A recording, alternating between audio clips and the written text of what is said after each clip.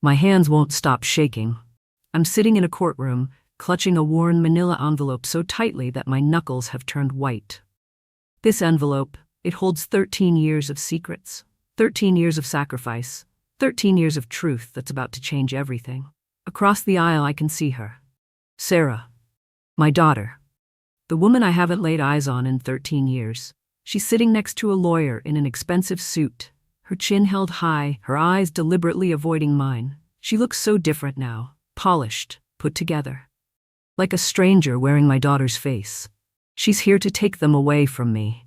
Emma, Lucas, and Olivia, the 3 grandchildren I raised as my own. She's claiming I kidnapped them, that I stole 13 years of their lives from her. But before you judge me, before you decide whose side you're on, let me take you back to where this all began.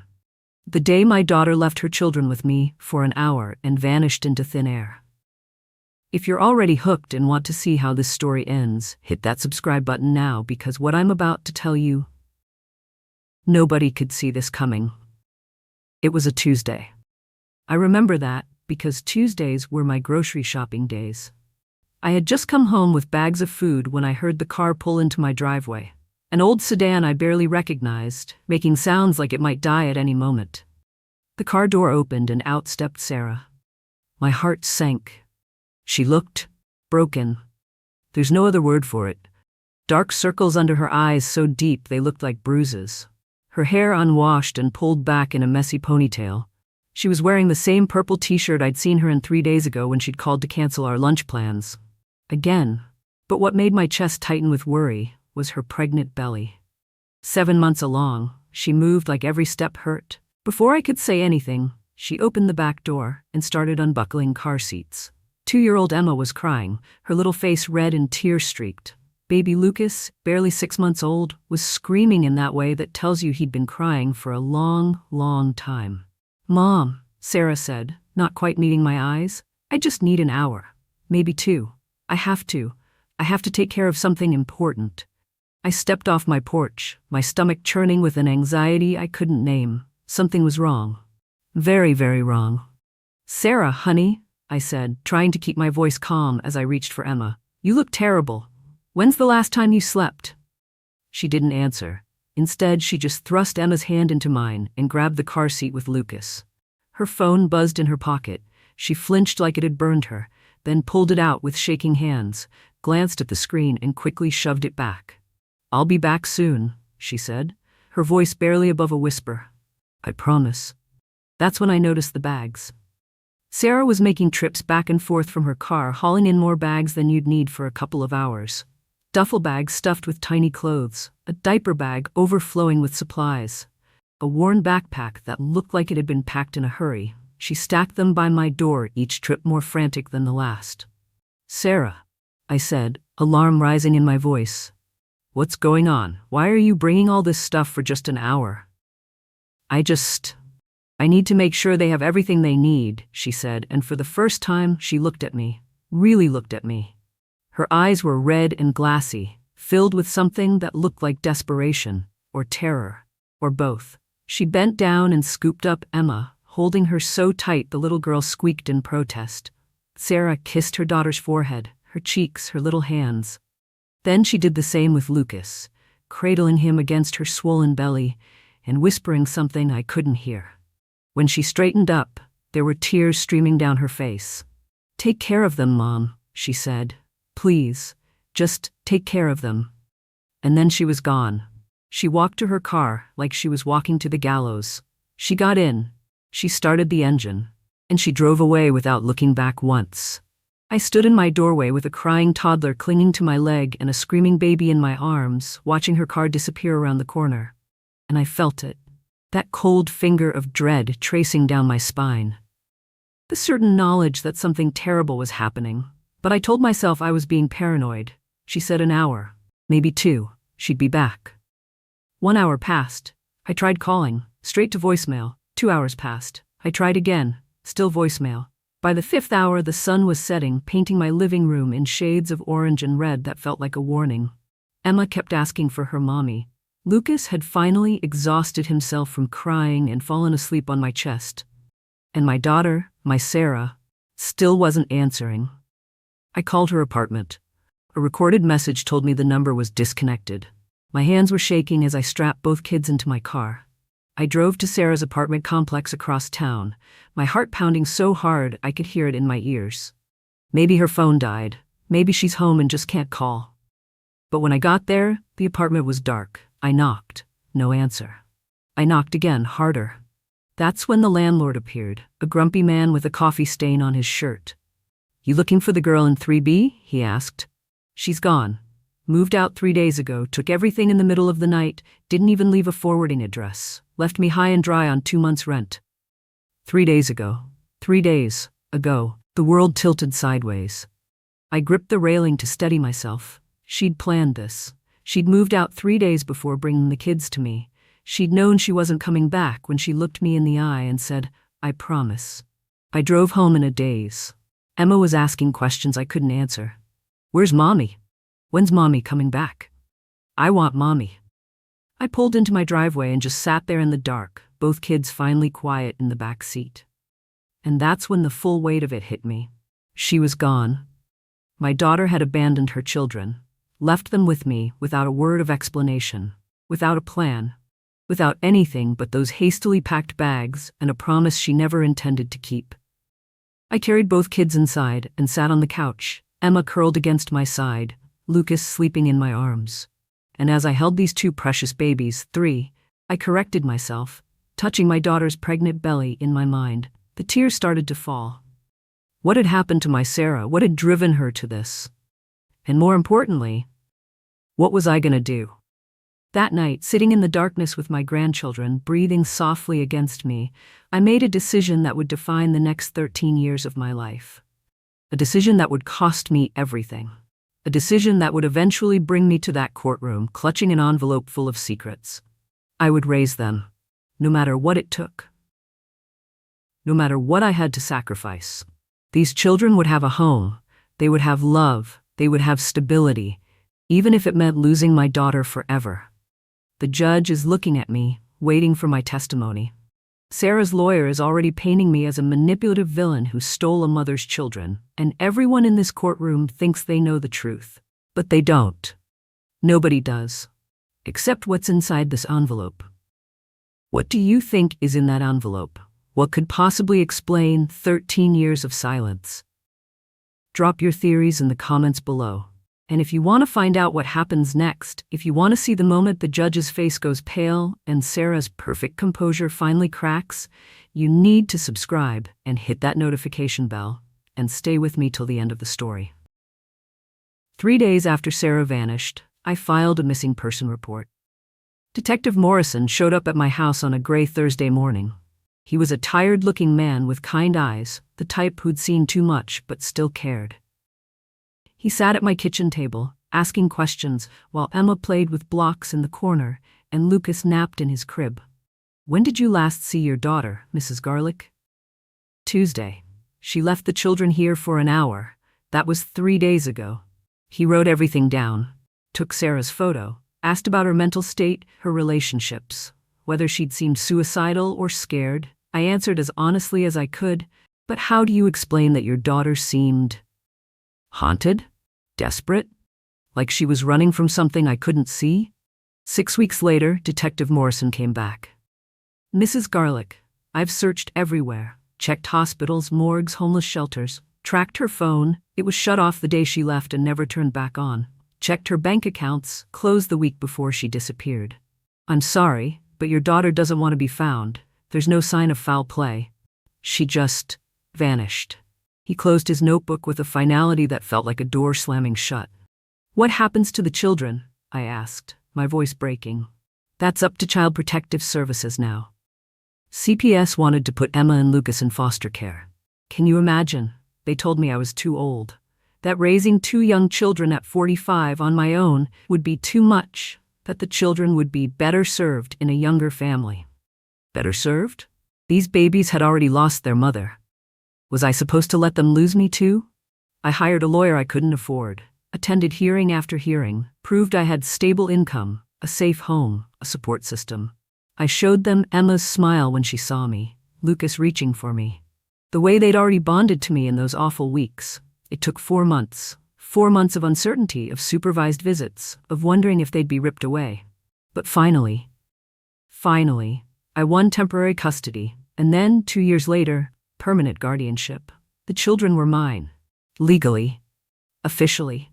But nothing could have prepared me for what came next. It was 6 a.m. on a Sunday morning when I heard the crying. At first I thought I was dreaming, but then I heard it again, a baby's wail, thin and desperate, coming from outside my front door. I ran downstairs in my bathrobe, my heart pounding, and there, in a car seat on my doorstep, was a newborn baby girl. She was so tiny, maybe a few weeks old. Wrapped in a pink blanket, her little face red from crying, a diaper bag beside her with formula and diapers. And pinned to her blanket was a note. I can still see that note in my mind, even now.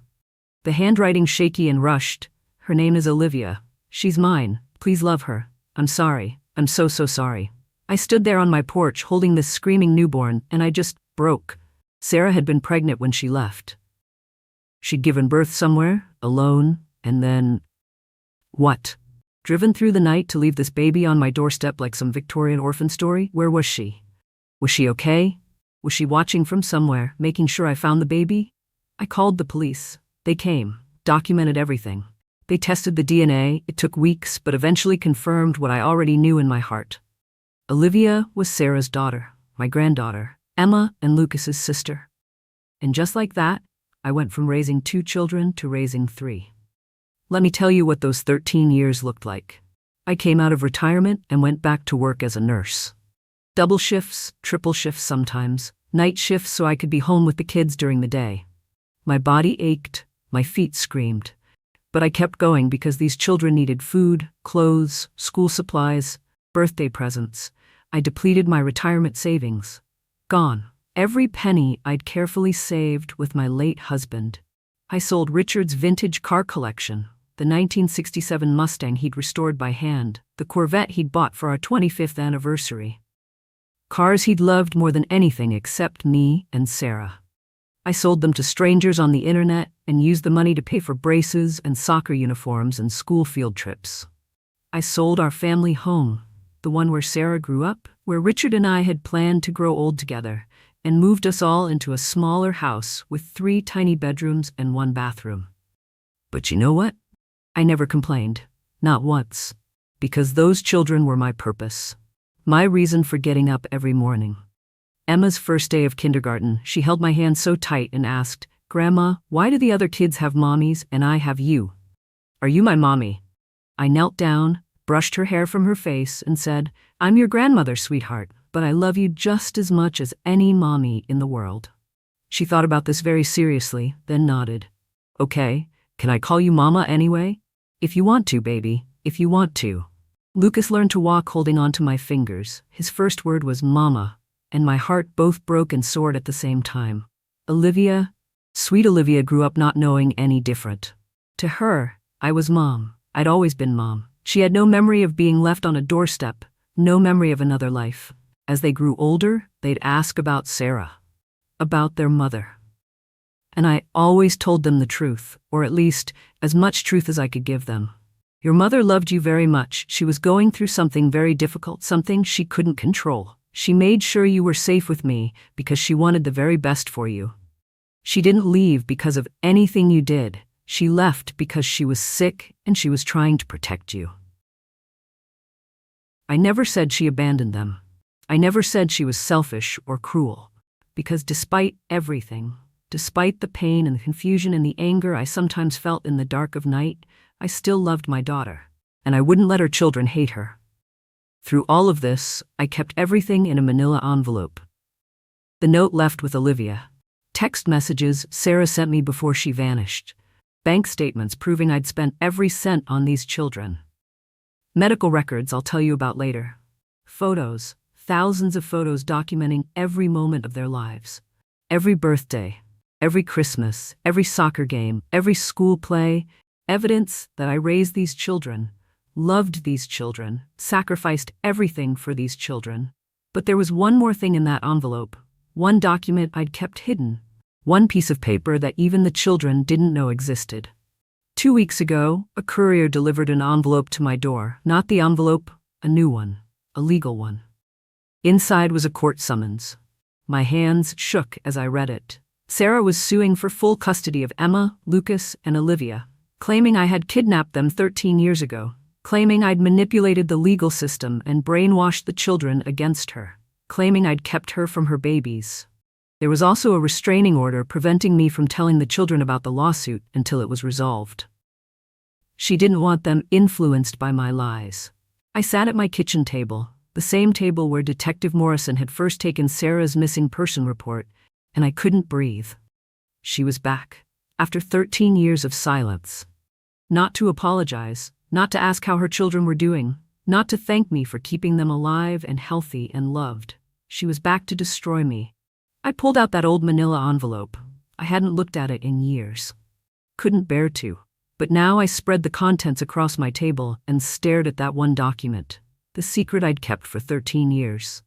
My hands were shaking as I picked up my phone and dialed a number I'd hoped I'd never have to call again. Someone answered on the third ring. "It's me," I said. "It's time. She's come back, and she needs to know the truth." There was a long silence on the other end. Then, "Are you sure? This will destroy her." I looked up at the wall covered in photos. Emma at her high school graduation last spring, beaming in her cap and gown. Lucas scoring the winning goal at his soccer championship. Olivia's school art project about my hero, a drawing of me with the words "my mama" in wobbly letters. 13 years of love, 13 years of sacrifice, 13 years of being their mother in every way that mattered. "I don't have a choice," I whispered. "I won't lose them." Emma is 15 now. A sophomore in high school with Sarah's eyes and my stubborn determination. She wants to be a doctor. Lucas is 13. In 8th grade, captain of his soccer team, already taller than me. He wants to be an engineer like his grandfather would have been proud to see. Olivia is 11. Thriving in 5th grade, creative and brilliant and funny. She doesn't remember being left on a doorstep. She doesn't remember anything but love. They are my children. In every way that matters, they are mine, and I will not let Sarah take them away. The courtroom is colder than I expected. Or maybe that's just my fear, seeping into my bones as I walk down the aisle, clutching that manila envelope against my chest like it's a shield, like it can protect me from what's about to happen. Judge Raymond Winters sits at the bench, a gray-haired man with 30 years of family court experience etched into the lines of his face. He looks tired, like he's seen every kind of family tragedy imaginable, but he hasn't seen this. Not yet. My lawyer, Rebecca Torres, is already at our table, buried in paperwork. She's a public defender, overworked and underpaid, juggling 50 cases at once. She's doing her best, but her best might not be enough. And across the aisle, Sarah. My daughter looks like a stranger. Her hair is professionally styled. She's wearing a navy blazer and pearls. She looks successful, put together. Nothing like the desperate, haunted woman who left 2 crying children on my doorstep 13 years ago. She won't look at me. Not once. Next to her sits David Castellano, her lawyer. Expensive suit, sharp smile. The kind of attorney you hire when you want to destroy someone. This is it. The fight for my children, for everything I've sacrificed for 13 years. And I'm terrified. For everyone else who's been following this story, thank you. Your comments and support mean everything. And if you haven't subscribed yet, do it now, because this is where everything explodes. This is where the truth finally comes out. Your Honor, David Castellano begins, standing with practiced confidence. This is a case about a grandmother who manipulated a vulnerable young mother experiencing postpartum depression. A woman who saw an opportunity to steal 3 children and spent 13 years brainwashing them into forgetting their real mother. My hands clench around the envelope. He paints me as a monster, a controlling manipulator who preyed on Sarah's weakness. According to him, I pressured Sarah to leave the children. I changed my phone number to prevent contact. I filed false missing person reports to establish a legal trail. I systematically erased Sarah from her children's lives. The defendant, he says, gesturing at me like I'm a criminal, wanted those children for herself, and she took them. I can barely breathe. Is this really how it looks? Is this what people believe? I call Sarah to the stand. Sarah walks up, her heels clicking on the floor. She places her hand on the Bible, swears to tell the truth, the whole truth. But what is truth when memory can be rewritten? When pain can reshape the past into something bearable? Ms. Garlick, Castellano says gently, please tell the court what happened 13 years ago. Sarah's voice is steady, rehearsed. I left my children with my mother for an hour. Just an hour. I had a doctor's appointment. I was 7 months pregnant and having complications. When I came back, her voice breaks perfectly on cue. When I came back, she'd changed the locks. She wouldn't let me in. She said the children were better off without me. Wait. What? I tried to get them back, Sarah continues, tears sliding down her cheeks. But she'd already called the police, CPS. Everyone believed her story. I was just a struggling single mom with postpartum depression, and she was the responsible grandmother. Nobody believed me. My heart is pounding so hard I can hear it in my ears. That's not what happened. That's not even close to what happened. So what did you do? Castellano asks. I broke, Sarah whispers. I was already falling apart and losing my children. It destroyed me. I spent 13 years in therapy, healing, building a life, getting strong enough to come back and fight for them. And now I am. I'm finally ready to be their mother. The courtroom is silent. Several people in the gallery are crying. Even Judge Winters looks sympathetic. She sounds so convincing. So broken and brave. Does she actually believe this version of events? Your Honor, I'd like to submit evidence, Castellano says, and my stomach drops. He presents printed text messages blown up on a screen for everyone to see. Messages from my phone number to Sarah's. Don't come back. They're better off without you. You're not fit to be a mother. The courtroom gasps. Rebecca's face goes pale. Judge Winters frowns, leaning forward to examine the evidence. I did send those messages, but not then. Not like that. There's context, critical context. But how do I explain? Mrs. Garlick sent these messages the day Miss Sarah Garlick tried to return for her children, Castellano says. Proof that she deliberately kept a mother from her babies. Judge Winters looks at me, and I see doubt in his eyes. I see him wondering if I really am the monster Castellano is describing. I call Debbie Garlick to the stand. My legs barely hold me as I walk up. My hand shakes as I place it on the Bible. Rebecca gives me an encouraging nod, but I can see the defeat in her eyes. We're losing. Badly. Mrs. Garlick, Rebecca says softly, please tell the court in your own words what happened 13 years ago. So I do. I tell them everything. How Sarah showed up looking terrified and desperate, how she brought bags and bags of belongings, how she kissed those children like it was goodbye, how she promised to come back and then didn't. I waited, I say, my voice breaking. I waited and called and searched. She was gone. Her apartment was empty. Her phone was disconnected. She'd vanished. And the text messages? Rebecca asks. I did send them, I admit, but not when she claims. Those were sent 6 months after she disappeared, when she... Objection. Castellano is on his feet. Your Honor, Mrs. Garlick is attempting to slander my client. Sustained, Judge Winters says. Mrs. Garlick, stick to facts you can prove. Castellano approaches me like a predator. Mrs. Garlick, you wanted those children for yourself, didn't you? No. You'd lost your husband, you were lonely, you saw an opportunity to replace your empty nest with children who needed you. That's not true. You never actually believed Sarah would come back, did you? You hoped she wouldn't. I prayed she would. I'm crying now, unable to stop. She's my daughter. I wanted her to come back more than anything. Then why did you tell her not to? Why did you say her children were better off without her? Because she was. I stop. The truth is right there, on the tip of my tongue. But if I say it, if I reveal what Sarah was like that night she came back. I look at Sarah. Really look at her. She's staring at me with cold certainty, absolutely convinced of her own narrative. She's rewritten history in her mind, turned me into the villain so she doesn't have to face what really happened. You manipulated the legal system, Castellano presses. You stole 13 years of motherhood from a woman who was vulnerable and struggling. Didn't you, Mrs. Garlick? No, I whisper. But even I can hear how weak it sounds. Castellano is relentless. Each question is a knife, cutting deeper. The courtroom is watching me fall apart, piece by piece. Rebecca tries to object, but she's overruled. Judge Winters wants answers, and I don't have any that won't make me sound like exactly what Castellano claims I am. I search Sarah's face for any sign of the daughter I raised. The little girl who used to crawl into bed with me during thunderstorms. The teenager who told me all her secrets. The young woman I held when her father died. But she looks away, cold, distant, a stranger, and I realize she believes it. She's convinced herself that I'm the villain, that she's the victim, that those 13 years of absence were somehow my fault. How do you fight someone's rewritten memories? Mrs. Garlick, Rebecca says desperately, sensing we're drowning. Do you have any evidence to support your account of what happened?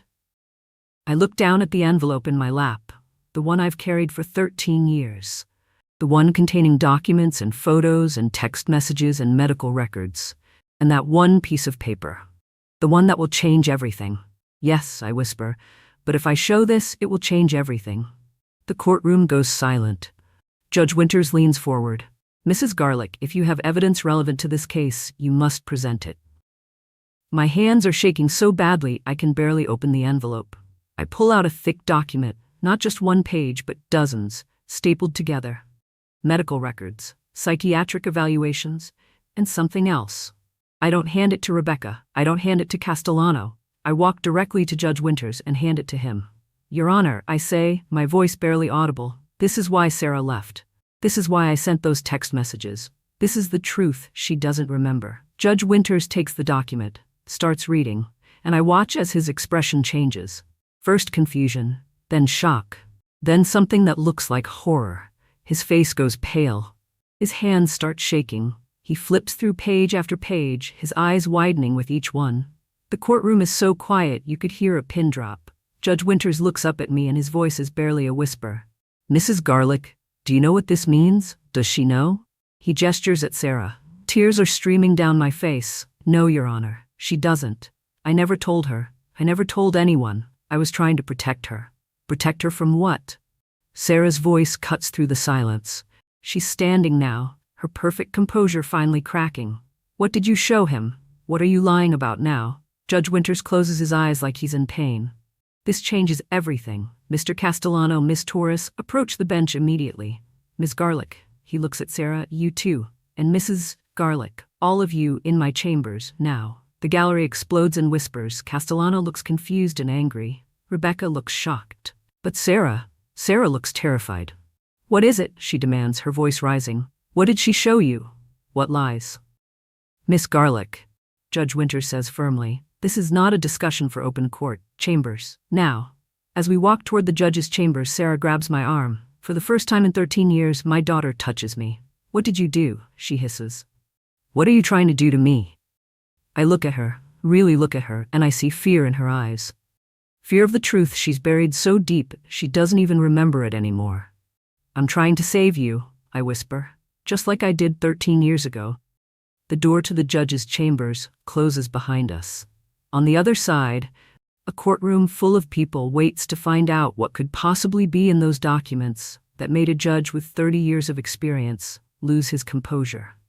And in this room, my daughter is about to learn the truth about why she really left her children with me. The truth about what she was running from. The truth that's going to shatter everything she believes about that day. The door closes behind us with a sound like a coffin lid. Judge Winters' chambers are smaller than I expected. Lined with law books, a massive oak desk in the center, and barely enough room for all of us. Me, Sarah, both lawyers, and the judge who's about to reveal a secret I've kept buried for 13 years. Sarah stands across from me, her arms wrapped around herself like she's trying to hold herself together. Her polished facade is cracking. I can see fear in her eyes. The same fear I saw 13 years ago when she left her babies on my doorstep. Sit, Judge Winters says quietly. It's not a request. We sit. Sarah's hands are shaking, so are mine. Judge Winters spreads the documents across his desk like he's laying out evidence at a crime scene. Which in a way he is. Evidence of my daughter's darkest moment. Evidence of a mother's desperate choice. Evidence of a secret that could destroy her. These are medical records, the judge says, his voice heavy. From 13 years ago, psychiatric evaluations, police reports, and a letter. He looks at Sarah. A letter written by you, Miss Garlick. Sarah's face goes pale. I don't understand. Mrs. Garlick, Judge Winters says to me, would you like to explain, or should I? My throat is so tight I can barely speak. Your Honor, I think Sarah needs to hear it from the documents themselves. She needs to remember. He nods and begins to read from the psychiatric evaluation. Patient presents with severe postpartum psychosis following the birth of her second child. Reports auditory hallucinations commanding her to harm her children. Patient exhibits signs of paranoid delusions. Believes her children are better off dead than in this world. Immediate intervention recommended. Patient is a danger to herself and her children. The silence in the room is deafening. Sarah's face has gone from pale to ash white. No, she whispers. No, that's not. I would never. There's more, Judge Winters says gently and picks up another document. This is a police report filed by Mrs. Garlick 3 days before you disappeared, Sarah. She reported concerns about your mental state, about threats you'd made. She was trying to get you help. I don't remember, Sarah says, but her voice is shaking. I don't remember any of this. And then there's this. Judge Winters holds up a piece of paper covered in handwriting I recognize immediately. Sarah's handwriting, but shaky. Desperate. It's a letter, I say softly. You wrote it the day you left the children with me. You asked me to keep it, to show it to you if you ever came back and couldn't remember why you left. Read it, Sarah whispers. Please, I need to hear it. Judge Winters clears his throat and begins to read my daughter's words from 13 years ago. Mom, I'm losing my mind. Literally. I hear voices telling me terrible things. Yesterday I can't even write it. I love my babies so much it hurts, but I'm dangerous. I'm so dangerous. Please take them, raise them, tell them I love them. Don't let me near them until I'm better. I'm going to disappear until I can fix myself. I can't risk hurting them. This is the only way. Love, Sarah. The silence that follows is broken only by Sarah's sob. I wrote that, she whispers. Oh God, what did I almost do? The memories are coming back. I can see it in her eyes, the fog lifting, the carefully constructed narrative she told herself, that I stole her children, that I was the villain, crumbling like ash. The postpartum psychosis, I say quietly. It started after Lucas was born. You began having hallucinations, intrusive thoughts. You told me once that you heard voices telling you to hurt the babies, that they'd be better off if they weren't alive. I remember, Sarah breathes. Oh God, I remember. The voice, it wouldn't stop. It kept telling me, it kept saying. She can't finish. She's sobbing now, her whole body shaking. You were brave, I say, my own tears falling. You recognized you were sick. You knew you were a danger. And instead of risking their lives, you brought them to me. You saved them, Sarah. You saved your own children by walking away. David Castellano, Sarah's lawyer, is on his feet. Your Honor, this proves my client was mentally ill. These documents show she wasn't in her right mind. She can't be held responsible. Mr. Castellano, Judge Winters cuts him off sharply. These documents prove that Mrs. Garlick protecting both the children and her daughter. She honored Sarah's wishes. She took custody legally. Look at this. He holds up another document. A temporary custody agreement, signed by Sarah, witnessed and notarized the day she left the children. This was Sarah's choice, made in a moment of clarity to protect her babies from her illness. Castellano sits down heavily, his case evaporating before his eyes. And there's more, I say quietly. Everyone turns to look at me. Sarah, you asked me earlier about those text messages. The ones that said, don't come back, and they're better off without you. Sarah nods, her face streaked with tears. I did send them, I admit, but not the day you left. I sent them 6 months later. What? Sarah looks confused. You came back, Sarah. Once. You don't remember because you blocked it out. It was 2 a.m. on a Tuesday night. You were still sick, maybe even worse than before. You showed up at my door screaming incoherently. You tried to get into the house. You tried to take Emma from her bed. Sarah's hand flies to her mouth. No. The children were terrified. Emma had nightmares for weeks. I had to call the police, but you ran before they arrived, and then I texted you those messages, not to be cruel, but to protect you. If the police had caught you that night, you would have been arrested. You would have a record. I texted you to warn you to stay away until you got help, to give you space to heal without destroying your future. Sarah is sobbing openly now. I don't remember any of it. How could I forget? Trauma, Judge Winters says gently. The mind protects itself. You buried those memories because they were too painful to bear. And over time, you rewrote the story, made yourself the victim instead of accepting the reality of your illness. I convinced myself you stole them, Sarah whispers, looking at me. I spent 13 years hating you, blaming you, building a case against you in my mind because the truth was too horrible to face. I'm so sorry, Mom. I'm so sorry. I stand up and move around the desk. Sarah stands too, and for the first time in 13 years, I hold my daughter. She collapses into my arms, sobbing like a child. I was a monster. How could you not hate me? How could you raise my children after what I did? You weren't a monster, I say firmly, holding her tight. You were sick. Postpartum psychosis is a medical condition, not a moral failing. And you were brave enough, strong enough, to recognize you were a danger and remove yourself. That's not monstrous, that's love. The hardest, most painful kind of love there is. But I forgot them, Sarah sobs. I forgot my own babies. I forgot why I left. I convinced myself of a lie. Because the truth was too painful, I say. And that's okay, that's human. But now you know, now you remember. And now we can move forward. Judge Winters stands, his expression solemn but not unkind. I'm dismissing this lawsuit, he says. Mrs. Garlick, you have acted with extraordinary integrity and compassion. You protected these children and their mother, even when it cost you everything. You never exposed Sarah's darkest moment to public record. You could have used these documents at any time to destroy her case, but you tried to handle this quietly, to protect her dignity.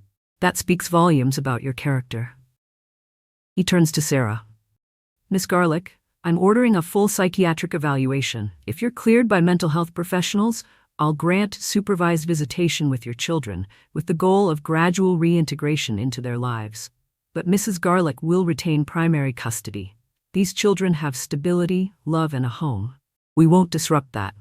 Sarah nods, still crying. That's fair. That's more than fair. I want to know them. I want a chance to be part of their lives if they'll have me. Family therapy is also ordered, Judge Winters adds. For all of you. This family has 13 years of trauma to work through. You'll need professional help. He looks at both of us. This is one of the most difficult cases I've seen in 30 years, but it's also a testament to love, complicated, painful, sacrificial love. I hope you can find your way back to each other. As we gather the documents to leave, Sarah touches my arm. Mom, Olivia, when I left her on your doorstep, were you angry? I shake my head. I was relieved. It meant you still trusted me, that even in your darkest moment you knew I'd protect her. And she's been the light of our lives, Sarah. She's brilliant and funny and so full of joy. Can you ever forgive me? Sarah asks. For these accusations? For trying to take them back like this? For 13 years of silence? I squeeze her hand. There's nothing to forgive. You're their mother. You always will be. But right now they need stability. Get well, Sarah. Really well. Get the help you need. And then we'll figure this out. Together, as a family. She hugs me again, and this time, I feel hope. After 13 years of silence, my daughter is back. Not the way I imagined, but back. The park is beautiful this time of year. Fall leaves drifting down, children playing on swings, the smell of hot chocolate from a nearby vendor. I'm sitting on a bench, watching the most important moment of my grandchildren's lives. Emma, 15 years old and so grown up, stands awkwardly next to a woman she doesn't remember. Lucas, 13, keeps his distance but watches with curious eyes. And Olivia, 11 years old and completely oblivious to the weight of this moment, is chattering about her art project at school. Sarah listens to her youngest daughter, the one she's never met, with tears streaming down her face.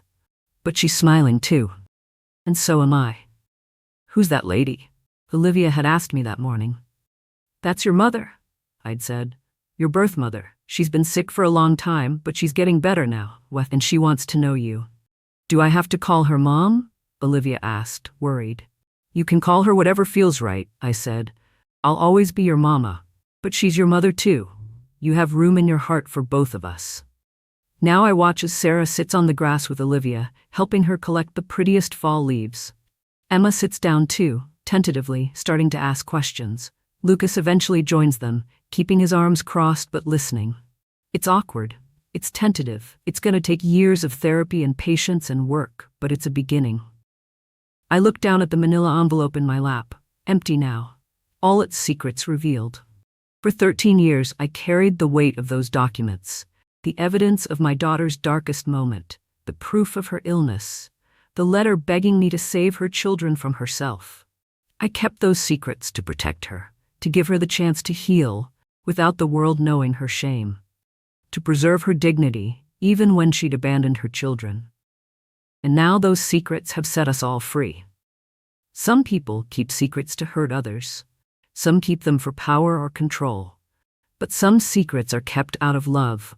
I kept Sarah's secret because I loved her. Because even though she left her children, even though she disappeared, even though she came back 13 years later trying to destroy me, I never stopped being her mother. And mothers protect their children, even from themselves. The children are laughing now.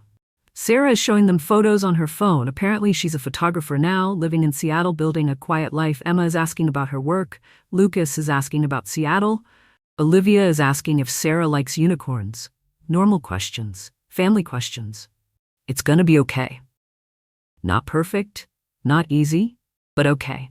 If you're watching this and you're struggling, whether it's postpartum depression, anxiety, intrusive thoughts, or any mental health challenge, please know this. You are not a monster. You are not broken beyond repair. Illness is not your fault, but getting help is your responsibility. Sarah was brave enough to recognize she was a danger. She saved her children by walking away, and 13 years later, she's getting the help she needs to come back. That's not weakness. That's strength. If you're in crisis, reach out. Talk to someone. Get professional help. The National Maternal Mental Health Hotline is 1-833-943-5746. You are not alone. Thank you for going on this journey with me. From that first moment Sarah left her children for an hour, to this moment watching them meet their mother for the first time, you've been with me. Your comments, your support, your investment in this story, it means everything. If this story moved you, hit that like button. If you want to see more real-life stories about family, sacrifice, and the complicated nature of love, subscribe to my channel and turn on notifications. Share this video with someone who needs to hear it, someone who's struggling, someone who needs to know that love can survive even the darkest moments. And drop a comment telling me, what part of this story hit you the hardest? What did you think was in that envelope? Were you surprised by the truth? Most importantly, if you or someone you love is struggling with mental health, especially postpartum issues, please reach out for help. This story is fiction, but the struggle is real for millions of people. You deserve support, you deserve help, you deserve to heal.